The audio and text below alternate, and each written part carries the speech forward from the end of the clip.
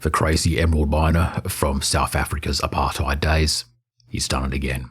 I know that Elon Musk is about modern science is fake, it's all based on lies, while also saying that modern science is so advanced and realistic that it's going to doom the entire human race. The key to unlocking Elon Musk's own brain is to ignore whatever he's posting on Twitter, which he bought and is now formerly known as Twitter and now known as X. The key is to look at whatever pet project he's funding. And Musk, he's not one to shy away from his billions. If there's money to be made, he doesn't even care if the world's going to end, because he's earned his billions. Because one of the companies he founded, not even 10 years ago, was entirely about implanting a chip into someone's brain so that that chip can actually interact with a real-life human brain. So the company is called Neuralink, and they have found a willing test subject to literally implant one of their own chips into their own brain. And Neuralink had its first willing test subject. So this is the guy that sat back and allowed Elon's robot to seesaw into his brain and implant a chip in there. Nolan Arbor. If you can see from his image, he's in a wheelchair. That's because he's paraplegic.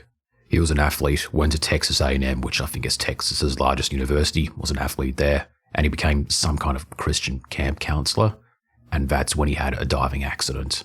So this guy spent all his life, being proud of his athleticism and just, enjoying control of his own body. But around 8 years ago, which I guess is around 2016, he was working as a camp counselor. He obviously dove off some kind of high platform, landed on his neck, and now he's become a total quadriplegic. Yeah, no, if you see here in Neuralink's website, you have to have some kind of disability to even take part in any of the test trials. Which means that disabled people are low enough on the social ladder to get some kind of chip implanted in them. Or it could be that these people have absolutely nothing to lose since their bodies and their minds are pretty much totally fucked anyway, so you know what? Why not?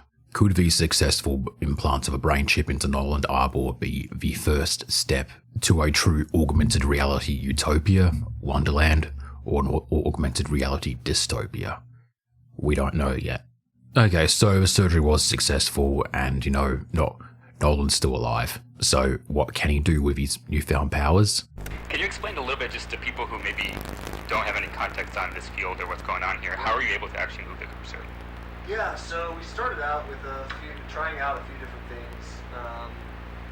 We basically went from what we call kind of differentiating like imagined movement versus attempted movement. So a lot of what we started out with was attempting to move. So I would attempt to move, say, my right hand, left, right, forward, back, and from there, I think it just became intuitive for me to start imagining the cursor moving. Basically, it was like using the force on the cursor, and I could get it to move wherever I wanted. Just stare somewhere in the screen, and it would move where I wanted it to, which was such a wild experience. This guy wants to know if you feel like a wizard. Yeah, right. It's crazy. It really is. It's so cool. I'm so freaking lucky to be a part of this and stuff. I mean, every day it seems like we're learning new stuff, and I just can't even describe how cool it is to be able to do this.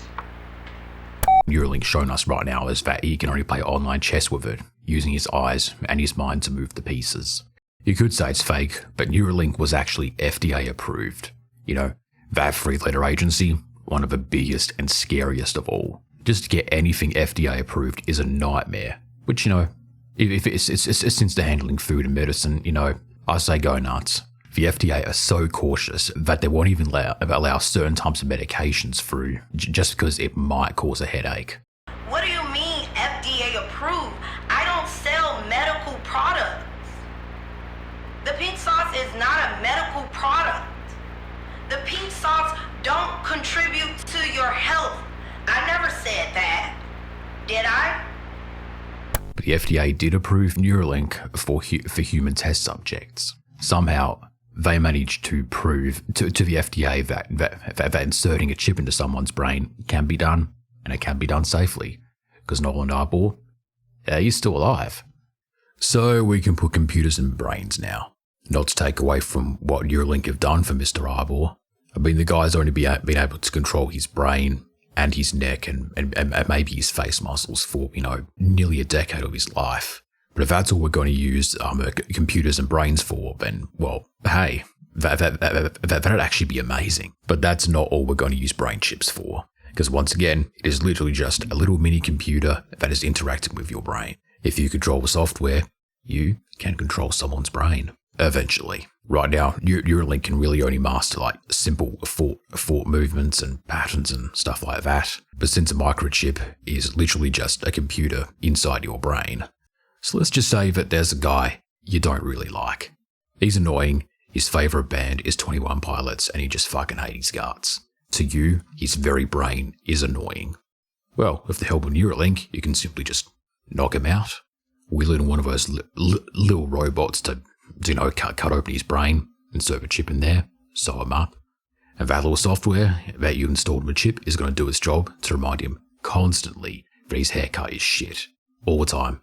24/7. And he can't get rid of it unless he wants to permanently fuck his mind up so much that he accidentally will constantly mistake his arms for his legs for all eternity because he sort of cut the wrong way when trying to dig the chip out.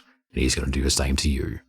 24/7 messages about how Fortnite is better than Minecraft on repeat. And his own epic Fortnite kills montage 29 playing in your head because he just wants to get the view count a bit up.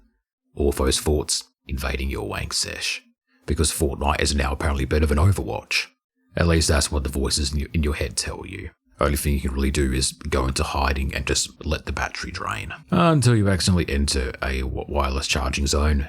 Hey, did your brain chip remind you? Fortnite is better than Minecraft. So this brings me back to ad blocker. Okay, so one of the only ways that Google can really generate money is through advertisements.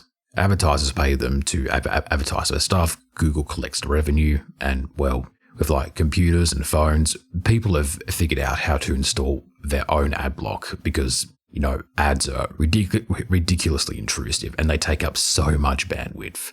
So people have figured out how to block ads on their computers and their phones. You know what they haven't figured out how to block their ads on? That's right, DVDs. Okay, apart from DVDs, what's next? Brain chips. Once that chip's in there, good luck getting it out without rendering yourself a mindless gibbering vegetable for the rest of your life. In which, worst case scenario, you need a second brain chip on top of your first brain chip. And if that brain chip has internet connectivity or has some kind of pre-installed, preloaded bloatware bullshit, you're going to get ads in your thoughts.